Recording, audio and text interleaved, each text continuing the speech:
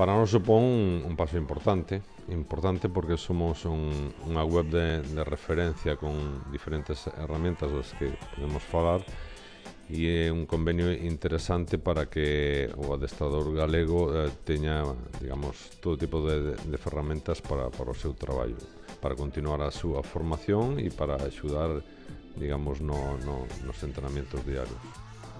O fútbol está constantemente evolucionando e as novas tecnoloxías han chegado a él, non podemos darlle a espalda.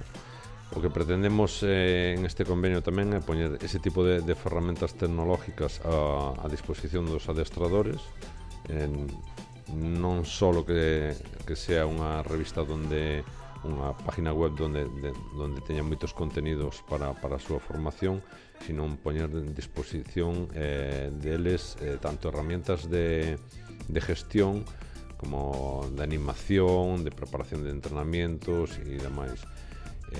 En definitiva, se trata de facilitarlle o traballo diario a todos os entrenadores galegos. Creo que é un convenio moi positivo para o fútbol galego e máis en concreto para os técnicos galegos.